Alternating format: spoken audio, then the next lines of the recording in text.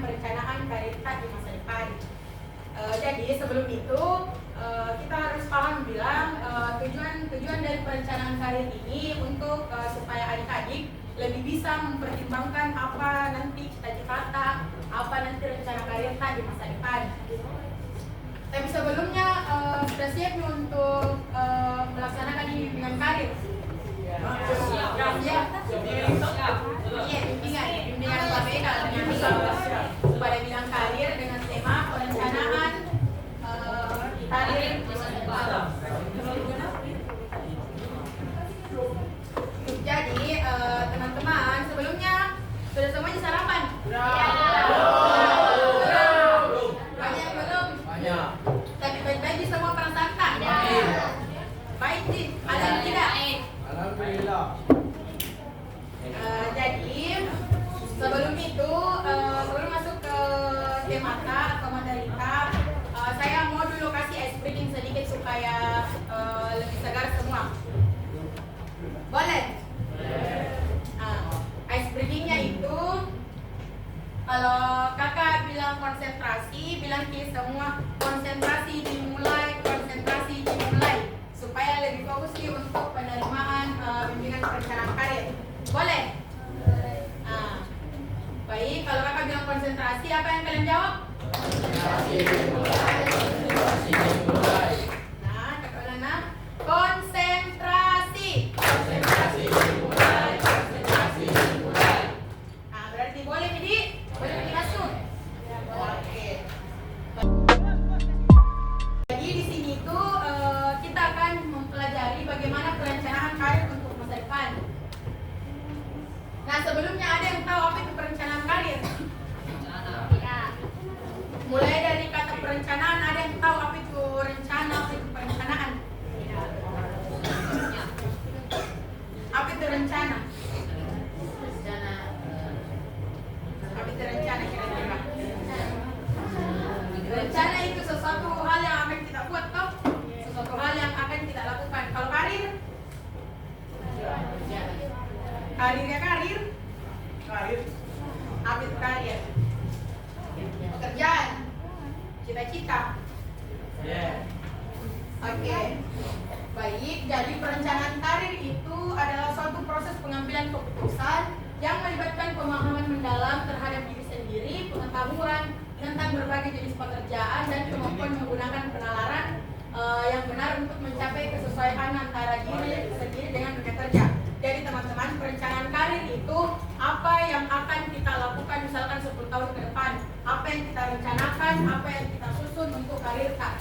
Misalkan, Kak, saya mau Kak jadi tentara, Kak, mau Kak jadi dokter. Nah, berarti kalau teman-teman sudah punya cita-cita seperti itu, harusnya punya mimpi rencana sejak awal, punya mimpi rencana sejak sekarang, supaya lebih terstruktur di apa yang akan kita laksanakan, apa yang kita lakukan supaya tercapai itu cita-cita, tercapai itu karir yang diinginkan. Gitu. Nah, jadi untuk apa itu merencanakan karir? Kalau dari penjelasannya kakak bilang perencanaan karir itu supaya kita bisa merencanakan apa yang akan kita lakukan. Jadi tujuannya untuk apa? Nah, betul sekali teman-teman, bahwasanya jika kita memiliki perencanaan karir yang tepat atau yang terstruktur, itu akan lebih memudahkan kita untuk melangkah atau meraih cita-cita kita. Nah, siswa dengan perencanaan karir yang matang dapat lebih jelas untuk menentukan tujuan karirnya karena memiliki pemahaman mendalam terhadap minat, bakat, dan nilai-nilai pribadi sekaligus menghubungkan dengan tuntutan dan peluang di dunia kerja. Sebaliknya, kalau siswa tidak memiliki perencanaan karir yang matang, mungkin dia akan kesulitan dalam menetapkan tujuan karirnya atau cita-citanya. Nah, kalau kakak bertanya siapa yang di sini yang punya cita-cita sekarang? Siapa yang sudah punya cita-cita? Jadi orang sukses. Nah, siapa yang punya? Terus yang tidak angkat tangan, kenapa tidak punya cita-cita? Ayo, kenapa belum punya cita-cita? Pasti itu.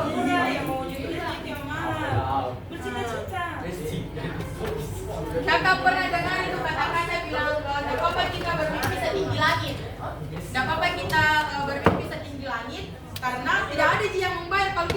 mimpi.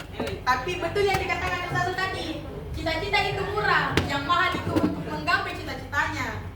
Nah, justru disitulah teman-teman kita perlu untuk melaksanakan perencanaan karir. Kita perlu untuk merencanakan karir tak.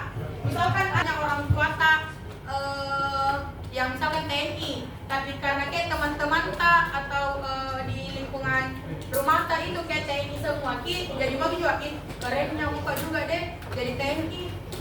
Ada yang begitu? Nah, berarti itu kita masuk di faktor kondisi lingkungan. Tapi kembali lagi, minat dan bakatnya teman-teman itu ada di mana? Tapi di kelas 9 di kelas skill baru dari tapi. Jadi awalnya itu bagi generasi mereka dalam sosial media. Seleksi karir dengan pencapaian hidup di generasi yang mereka itu tinggi di sosial media. Jadi ketika lihat kesuksesannya orang dia minder dan cita-citanya tinggi itu semakin hari semakin menurun ya. Jadi kira-kira problemnya generasi yang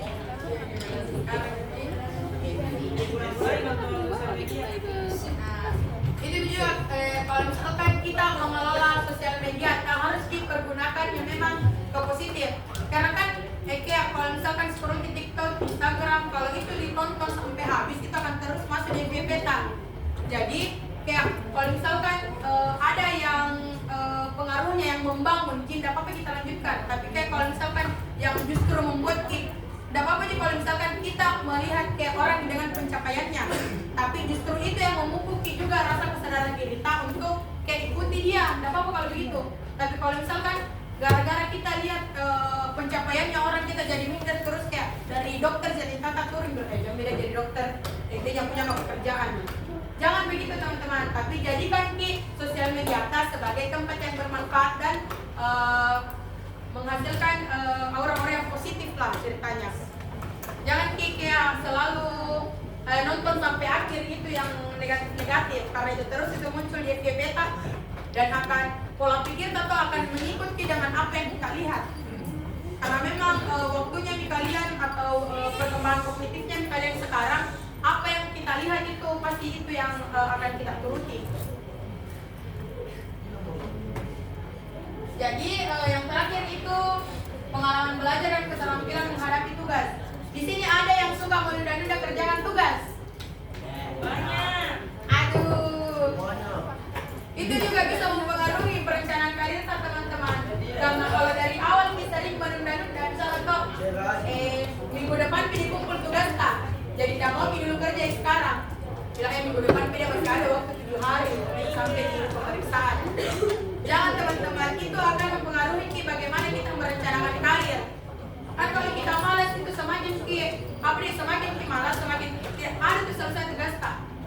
Jadi harus ditingkatkan keterampilan dalam mengerjakan tugas supaya lebih terampil juga ke depannya, karena kan akan mengikuti itu apa yang kita kerjakan sekarang sampai dengan tua nanti. Kalau rajin kayak suka menunda-nunda sekarang akan terbawa sampai nanti. Jadi perbaiki memang dari fondasi awal tak dari sekarang. Nah teman-teman, kalau kita berbicara tentang misalkan kak apa itu mau siapkan supaya bisa kak nanti bersaing di dunia kerja, kak apa yang dibutuhkan untuk nanti dunia kerja.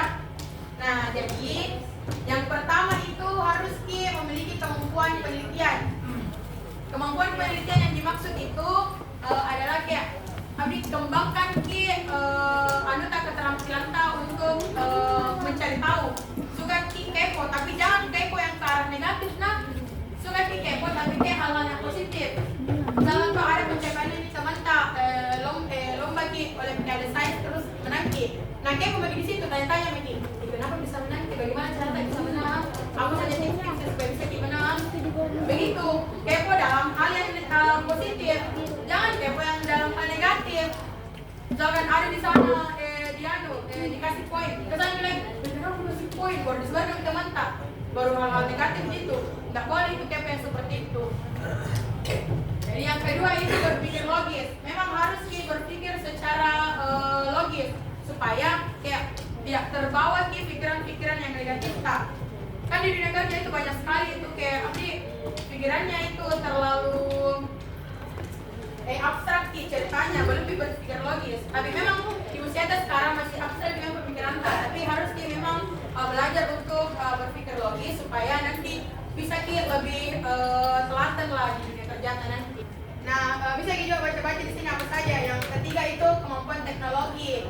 Dan dipertanyakan ini kalau kemampuan teknologi kita semua karena pasti mengikuti dengan perkembangan zaman. Yang keempat itu keterampilan komunikasi. Nah, keterampilan komunikasi ini teman-teman sangat berpengaruh di dunia kerja.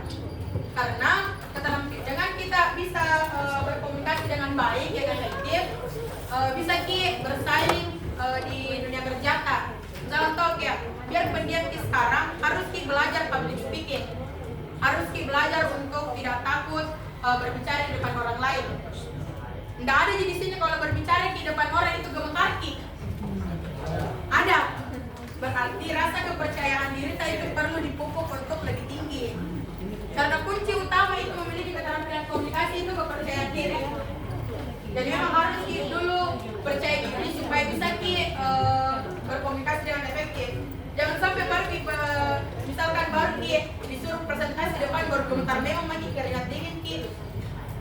Nah, berarti harus kita ditingkatkan kepercayaan diri kita. Nah, ada keorganisasian, keterampilan interpersonal, kemampuan berbahasa asing, keterampilan di bidang teknologi informasi atau IT, keterampilan pemecahan masalah atau problem solving. Nah, ini juga yang terakhir ini sangat penting teman-teman, di mana keterampilan pemecahan masalah atau problem solving. Karena kan tidak menuntut kemungkinan tidak ada masalah nanti di dunia kerja. Jadi harus kita pintar-pintar untuk mencari solusi, mencari jalan keluar dari masalah tersebut. Entah itu masalah dengan atasan, teman, maupun masalah-masalah yang ada di pekerjaan kita. Pemecahan masalah itu sebenarnya sudah terlihat sejak sekarang. Bagaimana kita memecahkan masalah maupun masalah dengan teman itu akan terbawa nanti kalau dewasa kita. Bagaimana kita menyelesaikan misalkan ada kesalahpahaman, bagaimana kita berinisiatif untuk meluruskan itu masalah, itu akan berguna sekali di dunia kerja. Di dunia kuliah saja berguna sekali itu, apalagi nanti di dunia kerja. Jadi memang harus kita lebih asertif sekarang, harus kita menyatakan sikap sekarang. Mau kita bagaimana nanti dan rencanakan karir kita sesuai dengan minat dan bakat kita.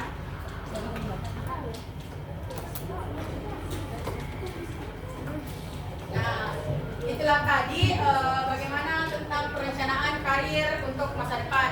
Tapi sebelum itu, Moka tahu semua cita-citanya. Jadi sebentar akan kakak suruh naik untuk menggambar yang namanya bola cita-cita.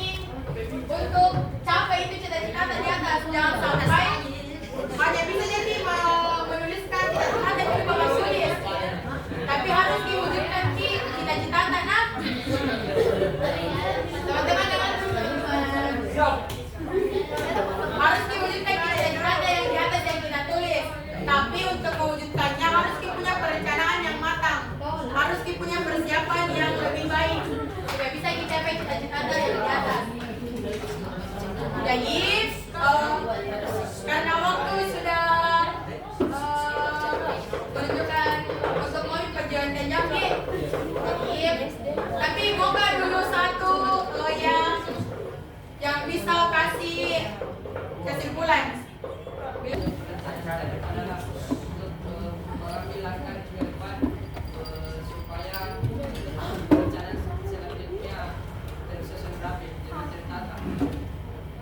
Sekali tentang temannya.